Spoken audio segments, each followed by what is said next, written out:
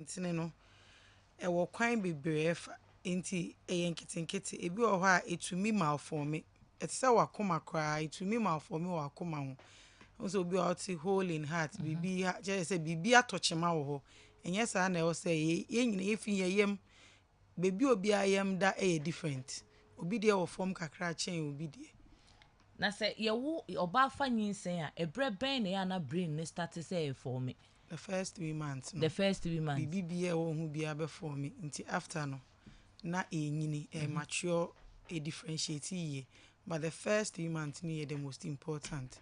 Doctor, Especially that time for the when brain. first 3 months na air forming na brain na forming no maami no input bi Me pacho ai e dey necessary oye yeah, encourage especially for the brain say my mother no ebe no folic acid. Your folic acid nkiti ya Ai it's very necessary na enye nduro nyina na nyinsen ubetumi afa nti ehu hia se wonyam a wobekọ hospital na we make sure say wo mfa aduro bia sa wonyam dia before be fa aduro bia wo say ubisa me mpese me bodin but enro bia bebeba e ma efa yefunu a ya ka kire ne se sa brain na ne ba no brain na form no onomo a e ma akoda no ye sharp e ma akoda na dwene nti na me bisa se eno ya na apart from folic acid no your additional nutrients bia enkoda ne hia ebe ma sa brain no ma dwene natimi aye kama na e be just the first 3 months ni die folic acid ni hia pa but some of these multivitamins folic acid is incorporated in it. Pregnant care and other medications they've been specially formulated into our pregnant care no say omo ahodro into say wo fa dia within that first 3 months na be boa dia and ya sembi eni ho but so bi o ho say malaria na wa fa edro bi mitie me ya na wa fa e wonro bi ti say NSAID aspirin nyoma bi o ho a eni so fa within the first 3 months into no feel say wo nyem na wo feel any symptom bia wo say wo ko hospital na wo say edro na wo fa na be ha oba na na enha oba no na bia wo edro bi so deda na wanyema e wo so ko bisem because nye ndro nyina na wonyema otumi fa edru brebi nso a ya na enipa bi no mudwen say sa enuro na wo ka no e ma sa nkwada no ye exceptionally brilliant as compared to oma anya exposed to sa nuro ya odi kan bubo odin no so on say bibia wo ka enuro na wo boy no omote ebu no for brain development ya sheda atire gu ho because of enyoma bi omode akeka ho ne ade na make say wo pesa wo de wano ka CP say it ama ebia ama anakwaku adwen aye better than obia e wo say na ye say omo nyini ni bibia ye pe wo ye research ankasa sa claims na ye omkeka ka ho ne de because of other things omode aka ho and what we know those things to do but mean to me engineer radio so nkasa obi fa folic acid pa na obi fa pregnant care ni no e dey be better than folic acid. The most important thing in the first 3 months folic acid into se pregnant care folic acid na ewom no and now whatever vitamin a doctor Kyerewaa no into se wo sika o de beto sa de ne bo den na akoda na dwene ne se de be form yie no any other problems I also adwene no continue through your spine into we no obi akra bi wo ya wo na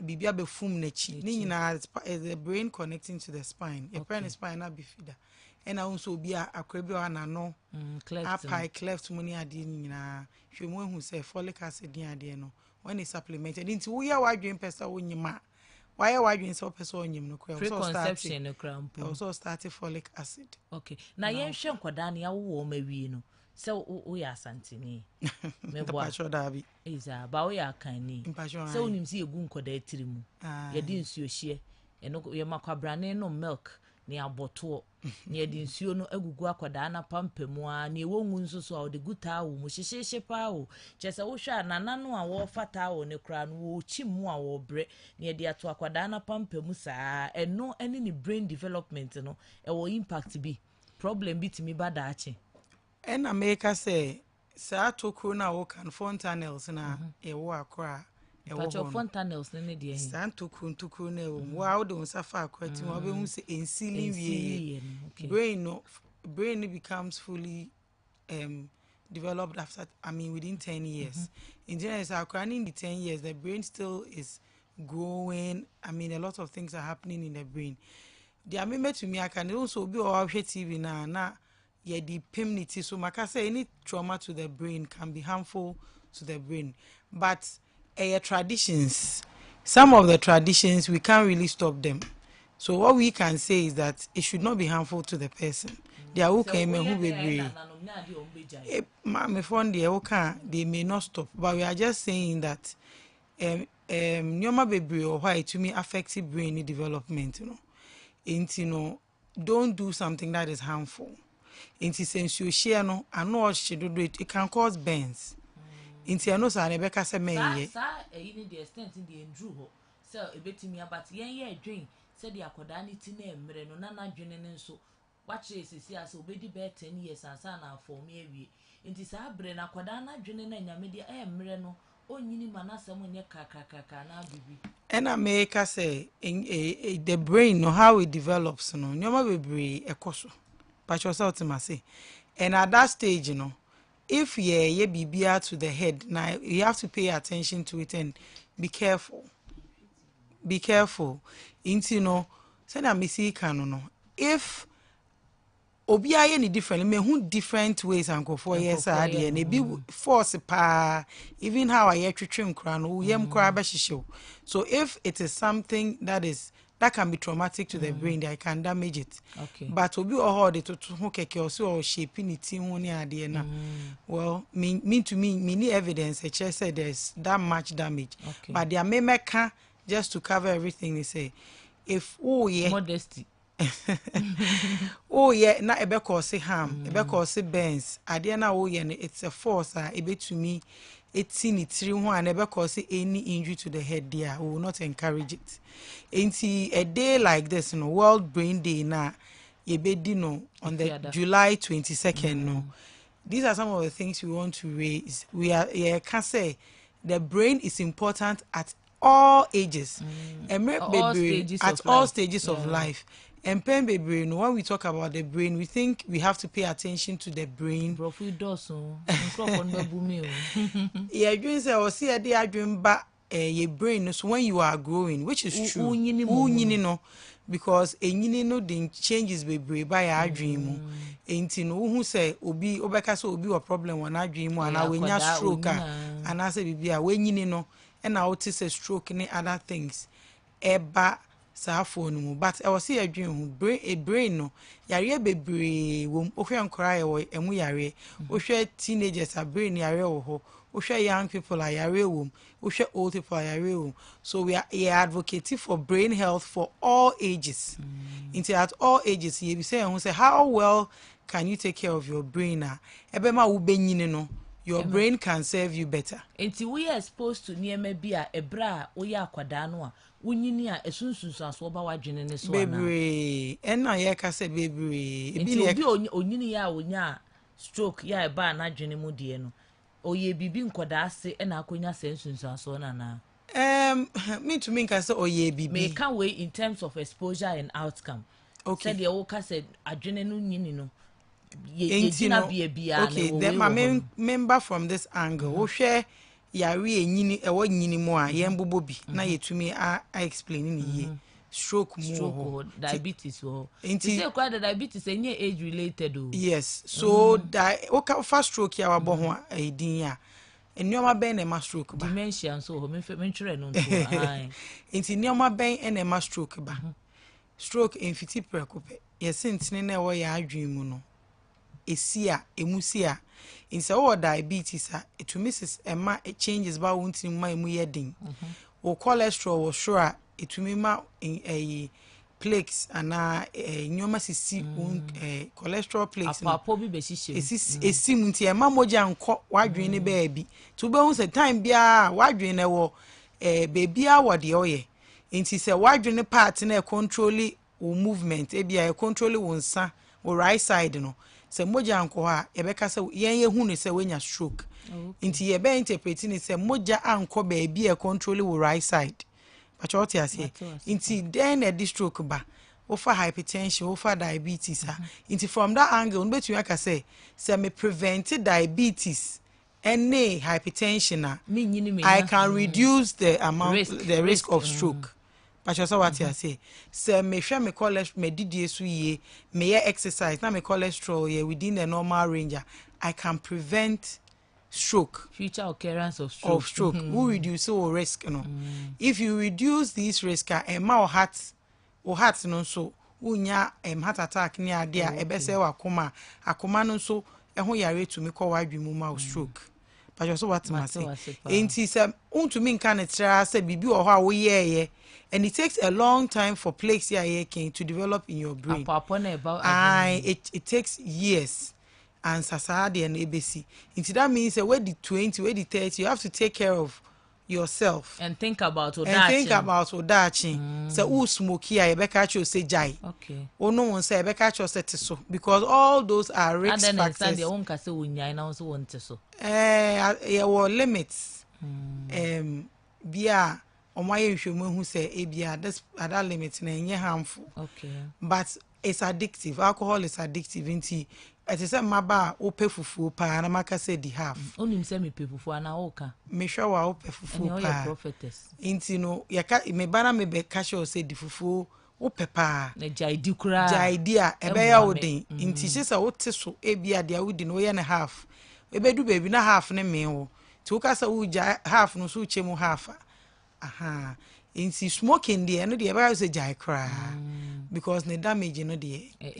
Any lung cancer de nam cancer said the bani ade and now adrenaline so cancers to me bem enti no adrenaline de yebeka say it is the obi doctor bi aba beka sure say ne de ne the most important enti yebeka say the brain dementia no obenyini benya dementia no enkwada ase ho no practices be niema be no ye dementia the formative stages no so dementia no there were a lot of things that cause dementia.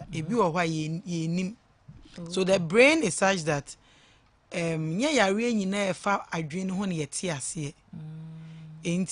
the causes of dementia and the also, but there's a huge chunk what goes wrong. Okay. Yes, we'll be also our bone.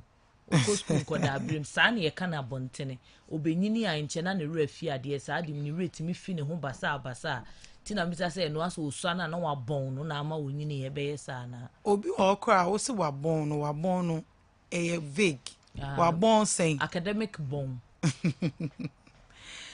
no any direct correlation with that dementia no on say o predict bibia e wo se wo ye ngina so say udi fufuo mi e bia bo kese tumi ye wo say said your people for example no dey that be me say painting na me dey example ni me da we dey use obi opefufu bia ho ona no enti senia yento aso senia me chire mu no enioma bi wo ho a your lifestyles bi wo ho a create changes e wo ya adwemu dementia walking smoking etimi dey ba a change you see smoking ne alcohol ne sa risk for hypertension ne diabetes they create changes in the vessels that carry moja no but you also to say enti obi o ho ni refi ade no it's because or high cholesterol and ama plaques no adeda nintimu of different locations enti if that location near place we are part of our brain a controlling what brain send a process. The brain is a very interesting organ. Even for you to be able to talk, say it way I walk say. And yes, I walk as I keke. I also would say asamna mekan so also TSC. So one TSC you will not be able to give me the appropriate response. Encode before there's a part of your brain that controls that helps you plan. There's a part of your brain that helps you to see a way make sure when me say me person me sure when eno kasa enti madwin no e wo say to me kire me ni say me sure when e wo say madwin ni to me kire me say we bisa masem na say meti ase sen and what appropriate response should I give you? Enti adwene ne adwuma no kofa mu a ema wo ni oyonko nkita hudie kra enye kama wo hu. Mpacho ai. Enti madwene ntimi nka ntem ti wo kasa me ho ni mani da baabi. Ai woputumi ni obi kasa asem na wo kakra no onti ase. Esa adwene no. Aha, nti it's a part of your brain na a receive asem na make no. It's a stroke no. Unya stroke wo ho ana bibi tumor bi ba wa na bibi hono ho ana ho adwuma na nsipia me no be kasa wonte maseda you will be talking but you will not make sense because you can't interpret what I'm saying. Enti brain no receive na a process it na react it. Yes, even to move your brain has to even gauge say eti way meti way na me person me sorry a my brain no e was say judge me nine cry baby esi in space na ka kire me say bia o nine ni si ha ensi ha to move in here o nine ni say what you say e na wo nyini no you are forming wadwen na eti no baby ase what you say inti no there are certain things that wadwen no better was say bia wo to nipa na ma ontoto unsa because wo nyini no wo hu say obi ana ma ne sada no so that's how your brain will store it. Okay. Ebusanfo ye ne Dr. Vida Obese na edi nkomo efa yadwene eye brain health ho asem na ye ken na chese de ye ken nyina se wadwene ho wa asem a wokra wo ntia ase na watimi dia ye adwuma wo. Okay, you misa say ekwan be na obi befa so boost ni brain no de ye ken bia obi to was sentina brain sister wonu ne kan sem bia ontia ase no ne ntia ase wa achi ni processing level no e wo fam. How do we wanyina wi? Ain't no the question is what makes a brain healthy? Metiase. Ain't nyoma nkiti bi oho ya e ma your brain ye more healthy. First thing e be kan wa some your physical activity. So we engage wadwin no. Say ye ka say cry intellectual, I'm engaging my brain to process information. Ye nante wo ye exercise money ade no. Ye nka so bia nkoto America. But unnam fie kra na unnam kinkim around fie kra exercise. Intellectual activities no o say oyi bibi ma o brain e active. Ye were different classes of ejuma nkrofo ye. Enye obia na de bia na dwene ne ye actively involved. Enti dia na obi ya e bia be ma na dwene no adasa wa hwe ye be ko ditch. Oh, and I make a kamba. Into the first thing is physical activity. So we are encouraging you not to be sleep like obi or da or movie on your exercise on nantim ko baby ahani heya ko betuka. Okay. You have to consciously tell yourself that o person wo dey physical activity e kan wa brabo ho. Na energize brain. Energize brain because when you move you are engaging your brain. Even say wo to unsa no it means bibi ko wadwum say o person wo to unsa ma wadwum ma wo to unsa. You are telling your brain to do something. And so physical activity is one of the most important things. I have my brain are healthy. The next thing I make is social engagement. We ignore that. And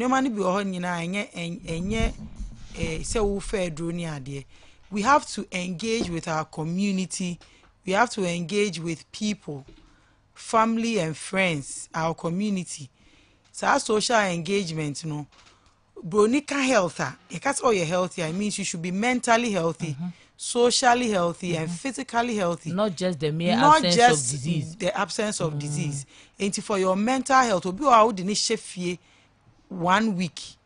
Na say MPA obe depressed.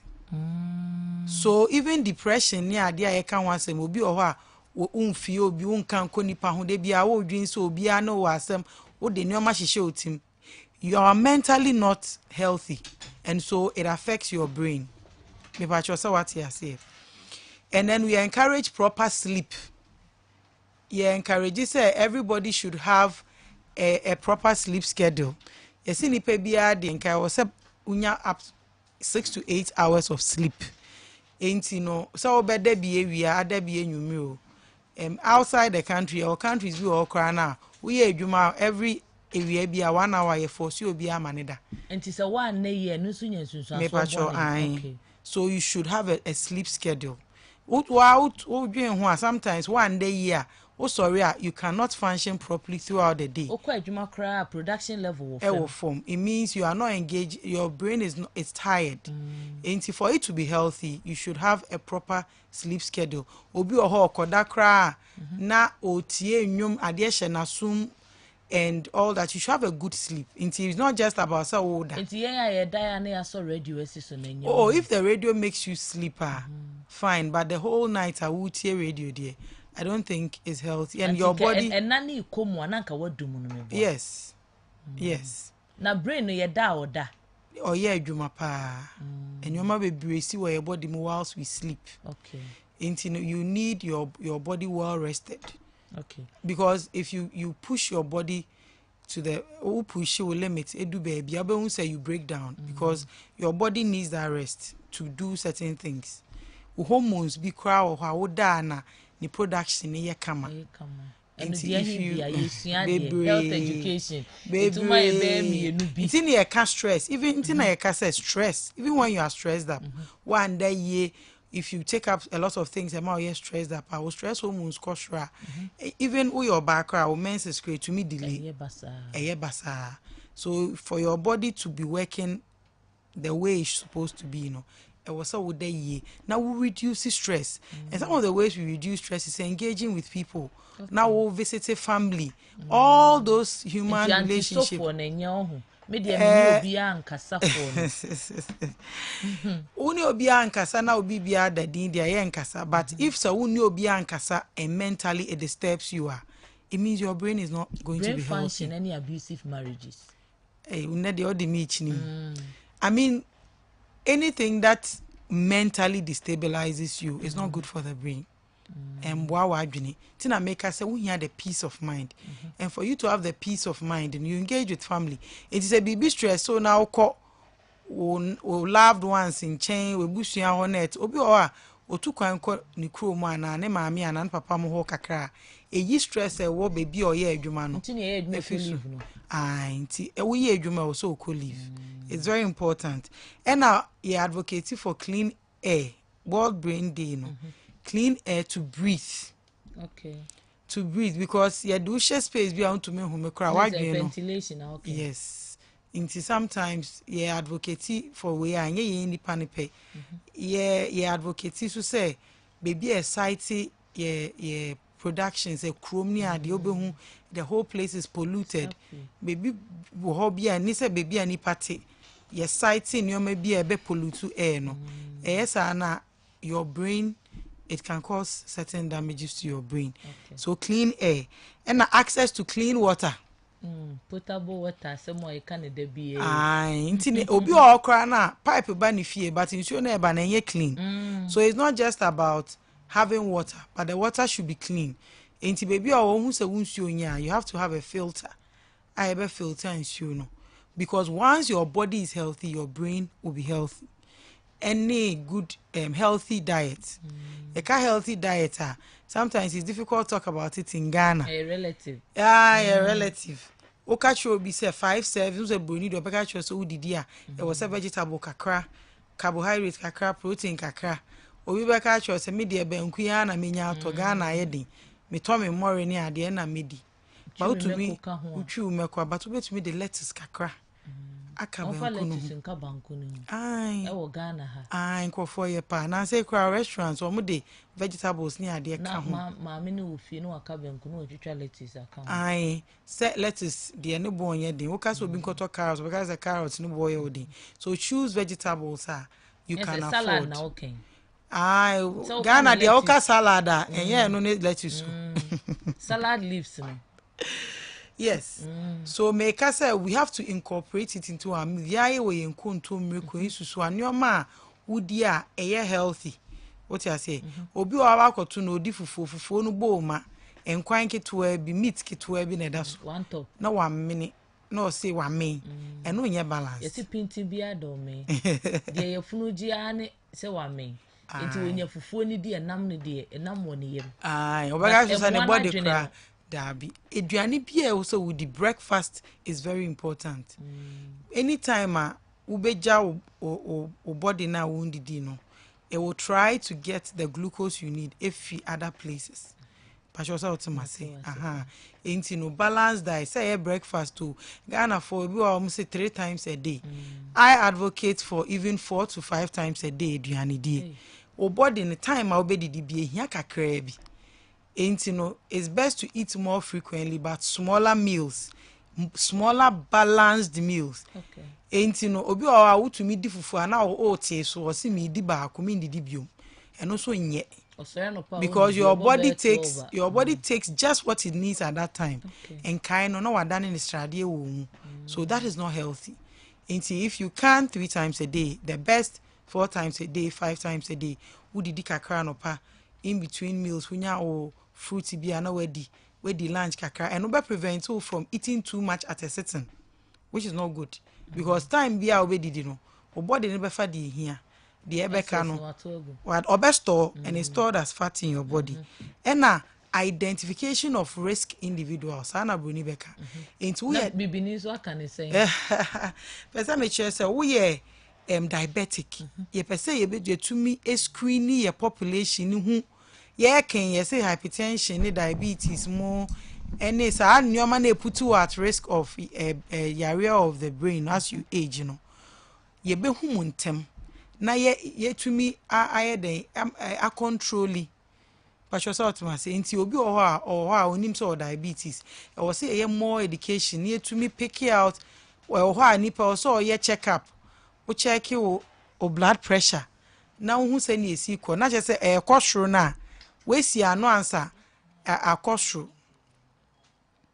enti no it's important say ye be screening ye hu omo ye at risk obi o say me meti we me problem so wa ko check up ya check BP obi o kra na swisi e wo no on check ni BP da me ye twemu BP man na so wan check inti nipa de ho so ye check up na che se ehu ade e ma wo ya at risk we can control it so that ebe ben okra na say ebe kwa achi ama na ye kasa about weight into this the time ye kasa about weight BMI blood pressure with sugar, that's the glucose. Yeah, kasa about stress. And I say umuye do bebre so enyansu so adwene so. I say BMI yeah can weight ni height ni e dey ahwe whether you are overweight or not. Yeah, we bebre o ho a associated with being overweight or obese. But you also what must say enti no we any nyina nipa de wo na say we check BMI now we overweight. E was so control. You have to be in the ideal BMI to prevent or reduce the risk of certain area be affected wa coma, be affected wa adwene. And then we are also encouraging the on say area of the brain, neurological diseases, attention shade any hope. Most times, infectious diseases be to say COVID, TB, HIV, because infectious, we tend to pay more attention to it. But non-communicable diseases, ensign, ya dream ho, but it also has a huge burden. Oh, brain. Yes, so any brain so. And that's why we are talking about staying healthy, because if you are eating a balanced meal, you can keep your BMI in check. You will not be overweight. If you are exercising or engaging in some physical activity, we decide they say, oh, now say they had to have their menante instead say metinasi. Obi obetinasi the whole movie. Ni na healthy. If you realize say a problem with or cholesterol money ade na, if it needs intervention, doctor bebe am wedrum anaba form. But if you engage, you do physical activity money ade na, ni na ade ba form. So brain ni adwuma bro so ide asemba. Asa wo de bia wadwe na ye hye wo ye niema bebre bobro so. Any excess stress, anytime your body is in a stressful state na, it releases hormones ni ade bia enye healthy for you, either harmful to you. But also what I say na wo diabetes na hypertension money ade stress worsens it. Stress to me more BP ko bi o say yes you onyare. And assembly a man the BP ko sure no nya stroke and oblidi when it him no wuye. Into brain there is the most important part of your body. You have to keep it healthy because if your brain is not healthy, won't mean here. Okay. And it's the diseases that affect the brain and area affected brain, and of course is the second leading cause of death. And the brain diseases is the number one leading cause of disability. Although sometimes, yes, why are it? But the reason why we talk about diseases that affect the brain is also in terms of disability. It disables you in certain things. What you are saying, for example, we are with Parkinson's. Affected what you also all find you are crown to me to me movie about to me trakwemu onaka form to me you are disabled and it's disabling you and my to me we have things we call the activities of daily living into no bi wa de bia we also ya utwitwi wo sen udware udidi onante ko house we say those activities of daily living, if you are disabled in any of them, you have a disability. So you be only 9 and no needs happen or you're disabled. Diseases that affect the brain are the leading cause. You can even be mentally disabled. The best way pa be show brain na wunya problem any day. Market can be brave. But e bi wo hono mo ejina brane pa. Ansa na yahwa ade ba ko nso a ye dada setine niema ye ya e ha ya dwene ne pa won say to say ye can risk factors ye wo niema bi ho no mo ada bi ya wo ye but e bi wo ho nso asade we die wunya kwaye ya lung cancer any smoking ye nim say lung cancer wa other causes but ya ye nhwehwemu say Johnson ni nua grunt mama ye hunu say ye we ene de bae pacho what ya say nti obi bi wo ho no mo eno de wo ye ade we e ha wa dwene ne pa afeni ehu ya hwe kwane ya hu se wadwen no hu se messages asha ase eba nti no na make say bibi ti say smoking di onko ho reducing alcohol intake is very necessary. Reducing stress is very important. We live in a very stressful environment economically. Wow, show abroad, even the obedi and honey ade. The environment itself is stressful. So you have to decide how you can distress yourself. Controlling how nyoma bi o ho cause brain diseases are untumi nya ho hwe. Wo age, unyine no. Your brain ages. There are some diseases that you can get. You can't stop yourself from aging. Some yare bi o affect wa adwene na more in a man than a man. Into being a male for that disease is a risk factor. You can't change whether you are male or female. But the lifestyle, no matter fire lifestyle, those ones you can modify. Into say insano, smoking, no exercising, eating a balanced diet, reducing stress at home. Those ones you can control it. Late eating, any brain function. So in late eating, no. And I make us say once you eat and your brain doesn't use it. We eat it, but an ODD bear 10. ODD we are no down. Into ODD die, no. You are expecting say, mother sorry, me di breakfast, me di beye juma, me di lunch, me di beye juma. Say be a sap and crowd ye work out now computer, wo di BB, and now movie obi o ye juma crying you. When you eat very late in the night and it's heavy, if your brain doesn't need data, it will convert it to strade. And na make us say enye no and usually no Ghana na ye pese e beka so men didi anaju men didi say some of them are restrictive. What you say obi oho betumi edidi around 8-9 but it's just a salad. It's healthy and no obe checking sugar cry no na increase in bibia and blood glucose shey Pastor Saltimasi. Ya yes ama ebimo obedidi we didi for on didi biom. And if you don't eat for a long time, you keep your body in that fasting state. And also nye. Yeah, bro. Etina mem de bia me advising ko for fire didi any weight money ade na. I don't want to give specific instructions that you think works for you. Tina make us say didi empo no ne papa mu no udidi ne nkakra. E better since say udi no boom boom. But you said what I say. Advice. Oko outside the country no more control waiter. They advise you to eat portion meals. Air balanced. But Ghana de nikura. See a duane no ye nim calories a womb. Bro need you to meet you say woody apple calories we in a womb. Yes, we are ben queen. Obia ne ne send your befra no. Banche more ne do so che more. Ye nim say wo ye kra na ye we banku no gram say. Oko baby e ton aduane kra na ye we banku ma kra wo befu. Fufuo ye nwe ma.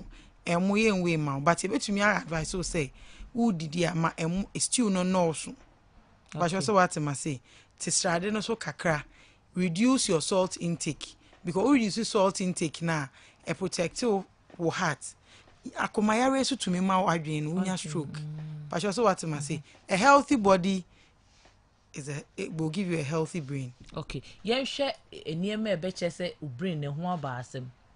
Brain ne ho abaasem. Asa wadwen no at this stage ana emfi a wanye e wo sesei na nka wadwen ne ye adwuma.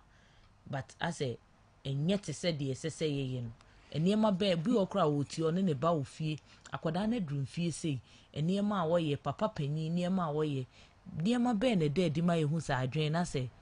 So at different stages, until we'll be maybe I'll just go through. Oh yeah, young, yawo akra. You are expecting say be develop. You will be a friend of milestones. I just a wide ni ni. Until maybe I would 3 to 4 months. I was so ukonjina. I was by 6 months. What's nasi? I was by 8 months. We are by 1.5. No nanti na ututu. Ni na no. Say a touch ma obi or 2 years untumi ntinase. That means that there's a problem with the brain. And the cause may even be time I hear no. Be a time I hear no nya damage be a obi enhu a. And I say mother ninya prolonged labor. Sometimes baby in a very asphyxiation. How do I even explain oxygen a wadwin here and so tia it me damage part of the brain. Enti no saa no e wo so hospital na neurologist ye hwe mpanyifo ye wo nkola de so ho a omo behwe ahwehwe reason why Dr. Charles Hammond. Yes, Dr. Hammond will confirm no che hwe nkra adwene mu enti no saa no ye na akra wo ho onya convulsions a manifestation that there's an bibi koso wo adwene mu what I say akra bi wo ho a even how you walk akwada no esoro ka na chese bibi koso wo na adwene nim. You see seizures per se nin chese seizures means a bibi electrical activity wo adwene mu ye adwene no ECG and sometimes the problem is not from your brain. Ebi wo ho a even sometimes glucose ko fomu a it can damage the brain. You can convulse. You will be to see a friend electrolytes. You know, man, think it's a emojim. You will magnesium. You might be calcium near idea or your body mo. So tia, which mean a manifest as convulsion. But you saw to say, ain't you know? Oh, by any who whether say we no ebia check who mojemu. There's no reason that explains the seizures. And also to me malaria is severe, but to me ma convulse. To me call wadwin ma convulse. Who to me infection or wadwin meningitis. Yeah, or shoba CSM yenya or show way.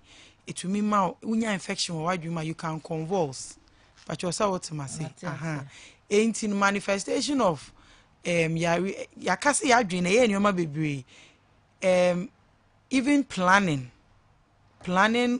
what to do. Speak. Sanya obesi akasakra when oni obi o na prekopo ntumi nkasa obi na no kasa mba na say nye bibi o ni minimum ana bibi e be prevent no from talking na it could be say a stroke I see one adwin mu. Okay.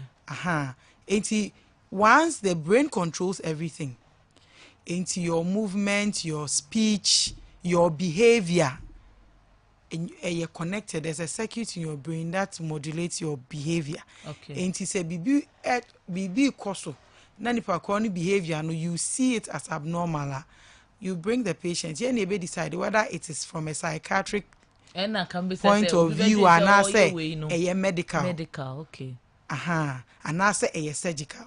It's a medical and psychiatric. Just say almost near drone near the count, but I know be kasa. Dabio say ya wo yare bebre affect adwen na psychiatry for we drew all mo de control na okase momo ho ne de medical their mature ni say a purely psychiatry and no say psychiatry so Dr. Ruth mo Dr. JP mo be show and no ya establish say there is no organic cause. There's not like enye to say stroke, epilepsy, and infection be our dream. A infection, na say ema o kasa kasa. Enye psychiatrist na be show. E was say yeah, ni ema we dre be infection if you infection no kwa be okay. Okay. Aha. Enti no say yenye nti bibia se ne ye hwe na say ebi bi are making sometimes calcium me are making away emojim. Say so tia etumi ma manifestations it could even affect the person's behavior. Enti no say no psychiatrist no ma we draw to control your behavior. It will not work. So we work hand in hand. No yeah run a series of tests bi. Ah, we call psychiatrist ho kro mo so esua ye de ni bi yenso esua mo de ni bi and we work together. Enti say wo ba na ye hwe na yenim say oh enye electrolytes problem ye hwe omogye mu anya infection ya access ye twa scan ye hu say medically no it doesn't explain your behavior na ye hwe na psychiatry ye first psychiatrist no maneba ye liver function test ye kidney function test ye test yetimi ye me bisa say yetimi ye brain function test ye KFT ni LFT nyina so it's a test ya okay nyina they should be normal for your brain to be normal. If you want to check your brain health, every but other the brain nankasa de untimi nkoye test bi an check say the function it is saying. Oh, and I make us say, e bi ni say me no ka say na ototo pass na on ka asem ni ya me no cry assessment. For you to even say no me brain function e okay. Say no ma be for even woka kai no ma cry how your brain recalls things. Say me kan no ma cho obi wa obebisa no so wo he ontumi nche obibi o otumi boni din nti oyo onim ni din but onim obisa ne so wo he ontumi nche obibi o ye ka dementia asemi aha nti e wo see access problem no is it with recall ade bia wo ka asem kire na on kai anase memory asem anase bi o hokra ne memory intact o kai asem bia obebisa no but other domains are the checking no enye adwuma nti eno no ye wo skills ni ade a ya validate ya yetumi de check mpatcho say otemase aha say make Parkinson ye wo eno hu skill obana say ye assess so ye expect say to be able to move so ye abcd nti wo touch ma wo bibi mu a yetumi use skill e dey analyze hu say ebia hana problem no. Okay, ti any one specific test because the brain your depends on what you present, how you present and your baby to me affect our brain and I make us say we sugar or glucose cross what here to me affect your brain oxygen even you brain lack oxygen can create COVID a month for strokes and so COVID no why dream will be a wape but COVID is giving strokes. COVID is affecting people's hearts. COVID is affecting people's kidneys. Hey, ain't yes when you I just what I say. Tina make us say for your brain to be healthy, every other part should be healthy. I was for calls na started by doctor. James also a mark quiet for questions be a omo person omo so ebisa ye da doctor say or the akko school pa or the yen akko school pa 0551 444933 0551 444933. Hello, good afternoon. Good afternoon. Hello. Yeah, mommy. The frost and all free. What's your family? Because I feel that she has some kind. Patriote you. That's the coupon Shramapa or church. Now, my main is Dr. Yamishan Pa. Now, this will be what I do. How a carbon or big young first one, the bad normal. And I will be in funny any all kinds to see a refee. Waka so much na day 3 days time, then refee on tight. No, I am. Okay. But your doctor, Ebe, you are no 0551444933. Hello, good afternoon. Hello. But your free radio and not TV, no one any common for telephone, so. Okay. Wadaroma, it's you. Yeah, good afternoon. Good afternoon, boss. The same with doctor said, why do Emuchuchua. Like those 3 things, no emuchuchua. And no, I said, I don't know. Mate, Doctor Ebeyiwa no 0551444933 or sister wadwen no emu twetwe na chese de ene ekoso. Hello, good afternoon. Afternoon. Oba Efra say na ka say free. Evacho medina na jumo me ka say flatmate. Ana jumo mpacho yeti o. Evacho me a on say mo me na me bo 2 years, 1.5. Ontiment na se ne ko ni nyina kasa no so mma. Na mbese mbusa doctor say no so e di entra. Okay, Doctor Ebeyiwa no 0551444933 0551444933 Unso ubetimi afre na wo de wasem aba. Hello, good afternoon. Hello. Hello, good afternoon. Good afternoon. Bacha Frost and Alka Sefri. Evacho me ka say yes, one friend. Obapa Mauniso Kakre. Okay, Evacho me over 2 years so na me over 2 years so na me ba no. I think the doctor I diagnosed me so sickle cell. Bacha free radio and not TV. No, where's I sign to unka wechi? Why? Okay. Me pacho doctor no I diagnosed me so sickle cell. But ni bibia you okay. I can't kasa no ontimi kasa mako but ontimi ebia obo bibia ontimi Oba na bema. 2 years or 2 years onya obema. Okay, Doctor Ebeyiwa no 0551444933. Unso betimi afre. Hello, good afternoon. Good afternoon, ma. Hope to say. Nyame adom na unso e. Boko. So jamani mikase fi ponte Korea. So jama Korea for ho ye de. Ya ma. Pacho yeti o. Doctor de wodi. De mi busa kan say ya uko be fa se kuromu a bo sa akwala kitu be 14 years. Ye de pan ya sa enema bibribe de gum nipa mienu na epeja na bia so akwala kitu ano. Musa doctor senti sa akwala no a so sa enema no ebeduru ejibia be na be hala dwunumu ana say ebe normal. Okay, say yes say kwa doctor che ho kakra but for the benefit of omo anyi nti ebeksan aka ho asem bio 0551444933 0551599933. Hello, good afternoon. Good afternoon. But I frost and aka say free. But your man say one ka say free so. Ampa fu yeti. Without show the obanyam na ni na si ahoho na ahoho na eno so no express.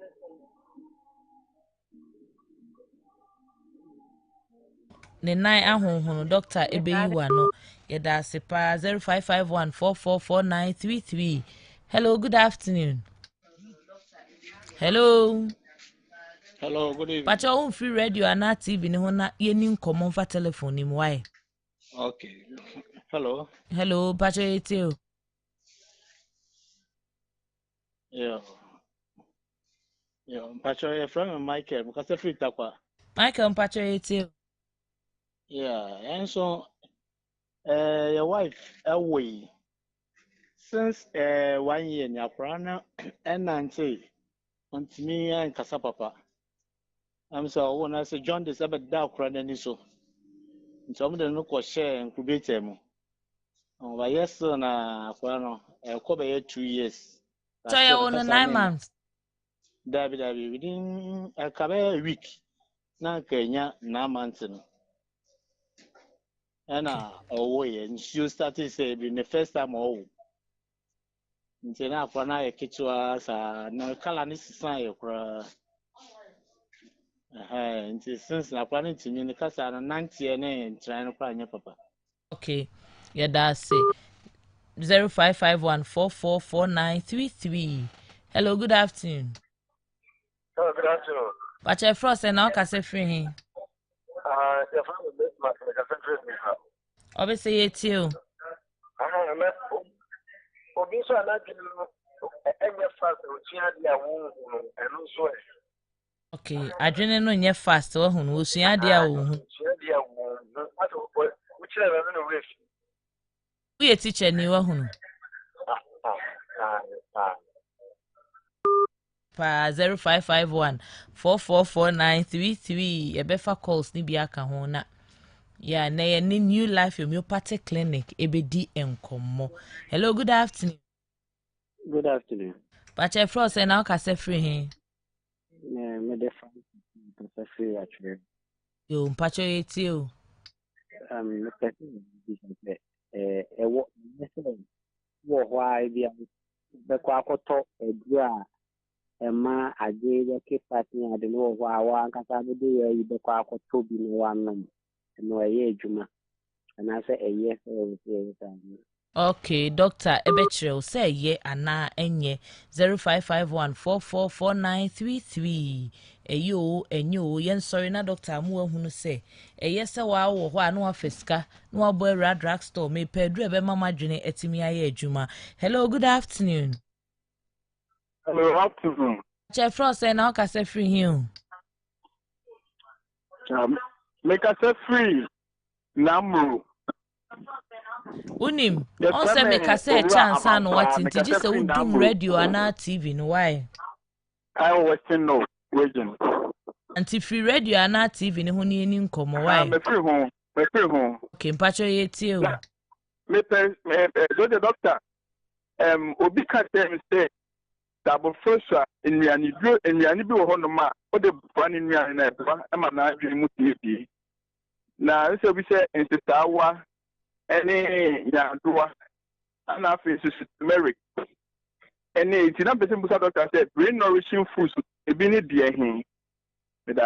Doctor Ebeyiwa no 0551444933 0551 ye kate calls na ubetimi do dia for WhatsApp aba ye be kan atoa so e dia ma. Hello, good afternoon. Good afternoon. Pache Frost na o ka se free he. Acha FM confirmation am ka se free dun kwa. Brako fie tie o. Acha ma bofra onyem no ekutwa scan no mo se insu ta na adwin. Insu na after say be ni broken ko se insu na eko. Ba ntimi ankonji adamage ni brain cells ni bi. Inti tamara nso no mo wo no na doctor ko se o syndromic. Nkam be doctor shi mu kakra. Afasa process ni. Okay, nti say onene wo ho niam ba na wo ya eye difference from the nkwada nyina ye. Akwan when tie ekwe nyina. Ma waka we bi. Okay, I'm say we but opese who more about yade na or ka ho asem no. Kafra 0551444933 0551599933 ubetimi afre na so o de wasem aba. Hello, good afternoon.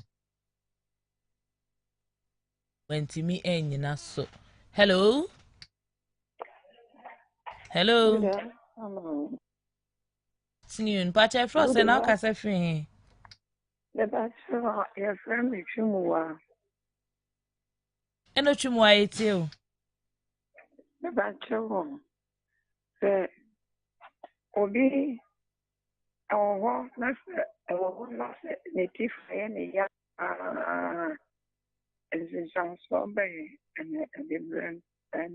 Okay, you better one call. Na ya be answer questions no. 0551444933. Hello, good afternoon. Hello, good afternoon. Pacha Frost and Oka se free.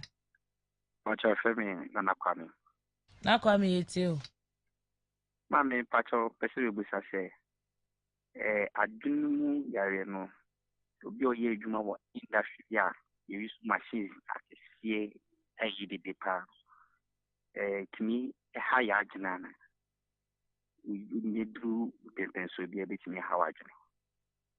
Doctor Ebeyiwa no ya the course ni besi ampacho be be adri de e abomodin say fa de ne ye message ne fa ebra na yenkenkan emawo doctor beto ne bo ayi ano bi kra wo yi na wo de ne ka ho doctor obi se obeden na adwene ayi se de last question ya ibisa ya de call yi anti obebo ne tofa ama ne ka any de na ya can say you should be healthy.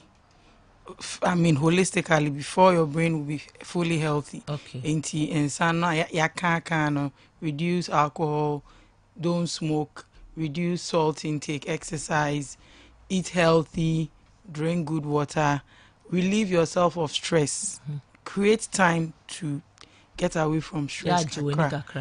O ka jiweni e no so wasem. Obi enije to me the or how brain. Enti mentally no. Obi o ye socially disabled. Untumi enkan ko nipa ho. Ni nyina no means your health is not complete. Enti no sir. Obi bisa a question efa most of them maybe bisa a question efa and crowd Nkwadane wo mu be 2 years 3 years or and 14 okay no year Dr. Hammond enye adwuma e wo se ka she Dr. Hammond no mu nyina be hu no e na wo se Dr. Hammond so baba ako no be hwe nkwadane de no e ka ho asem because there are so many seizures, no? Yes, there are so many causes of that. Ebi wa labor no say no see kan a premature baby has a lot of issues. Your premature babies that are fine. But wait, they'll say a week to full term. And so it wasn't premature. Yeah. So the American say a lot of things can go wrong with delivery that affects akrano. Sen American birth asphyxia, prolonged labor, bi owa akrano ye in distress when yem no cha. I mean, they also get infections, meningitis. The vacuum so it depends if it's mechanical and it's excessive, or you can damage any trauma to the head can cause some trauma damage. To the head. Yenhwe akwadaa bi a ben fie dunai na niema ye dia tai no a wode nam. Yes, so obviously it's not a good thing. One, it's child labor. Two, anything to even one of the things I may school de bia me ne omokum nkra omaba school no mu school bag ya so we asi books nyina egum na dey abon table. And then the kids, and then when they are young, sana, you don't see anything. But when you are more and orthopedics funny, they complain about it a lot. One of them actually might be engineer, so you don't put and they say heavy things. And the own crack and our teachers in engine. But a crack near swab books bear 10-4. It's so heavy, not a bar cranich, now. You are hurting the spine. We don't only look at the brain. The spine is a continuation of your brain. Okay. Ain't I no dear and yet clearly be a mode be a sinipati should be how you crowd your penny and yet. It's no Nkwadana who be Akwadana during your fast. Usia dem say retentive memory as 7 hours. So in terms of that question, no, a child's intelligence is a nyoma baby. And that's why a curriculum no me school no more such that there are other aspects of it that improve brain health.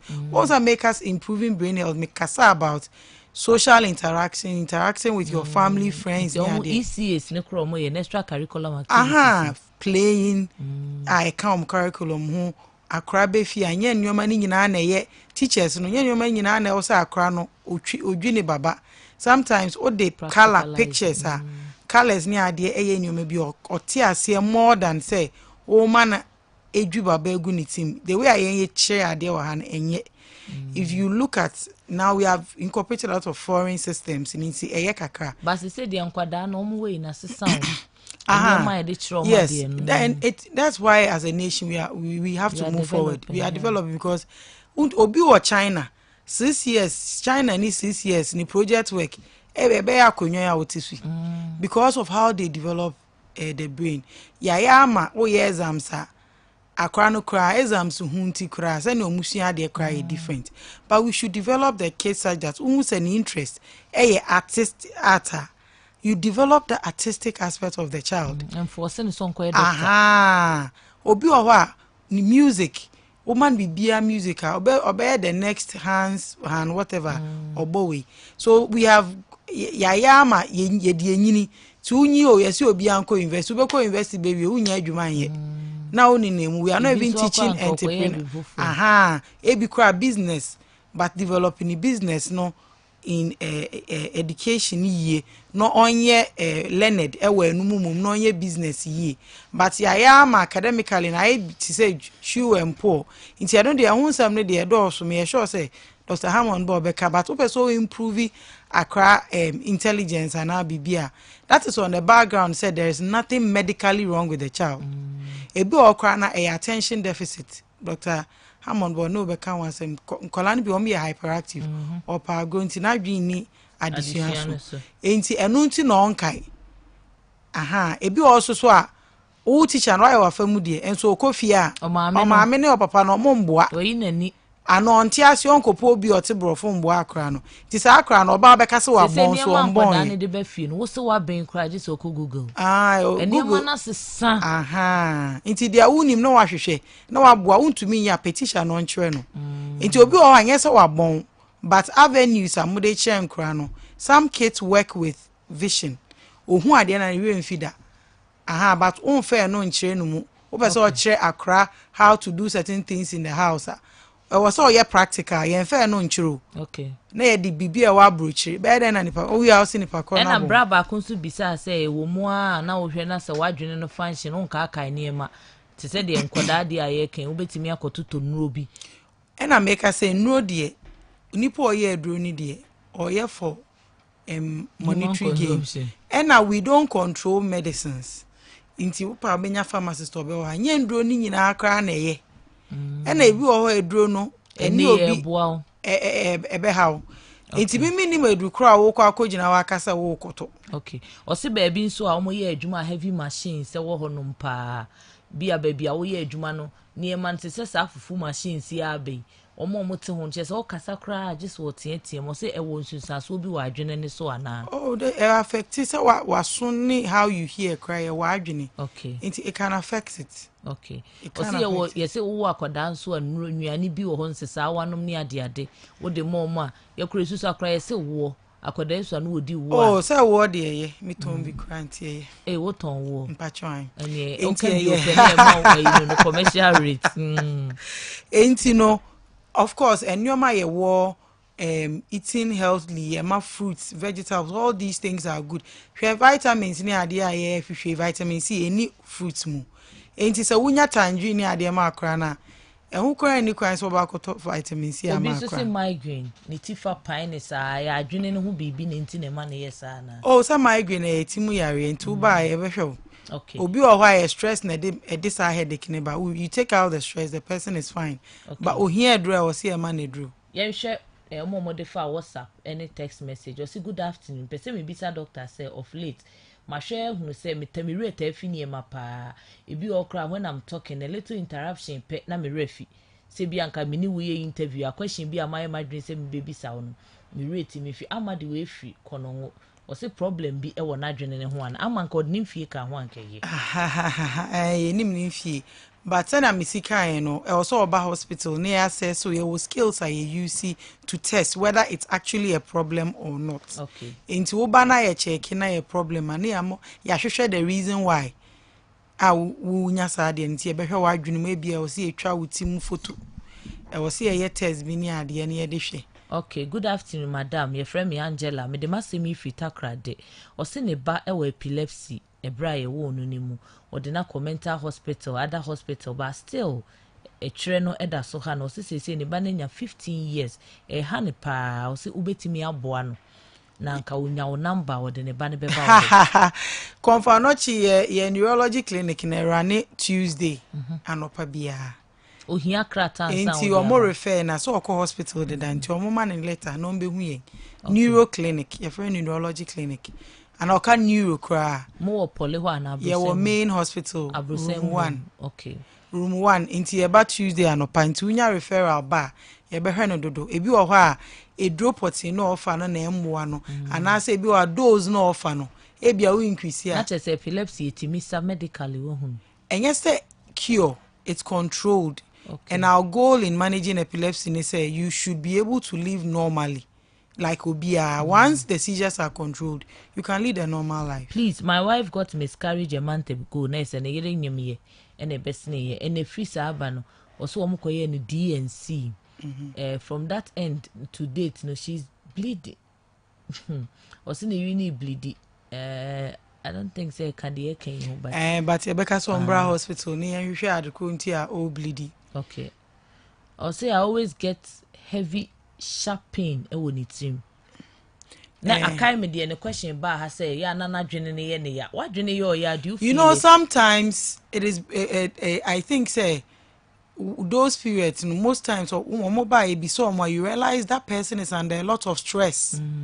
And your body has to tell you are putting it under stress. Okay. Sometimes the way it tells you is I say why stress that BB what's not say dream say BB air stress. So okay. Once you eliminate the stress or you're not sleeping enough, once you sleep, you have enough sleep, and we even Ghana, one of the things we don't drink enough water. And even being dehydrated, so to me, Emma we basa. Okay. And take enough water, make enough water, be see enough say barrel na. Nipe biya no in a day. I was a vortex no. One no me ekra one two. That's the latest. And so you should drink enough water to sometimes people are over tension just because you are not drinking enough water, you are not eating well, you are not sleeping well. Okay. Dear Emma will refi asem no doctor aka ehon asem de akire yen. Ye bre no ayebe ye ne bre no ye be na tablet ni so mama nkan questions ni bi. Tablet men yes na questions no edoso. Ye ni New Life Homeopathic Clinic eba abebo enkomo. Enkomo twitwi ye ayede o. Pressure be die so nanso yetimi adi amana ye de pa. Forgetting yourself ni the doctor aka ho asem ni enche na ore fi asem no di ose friend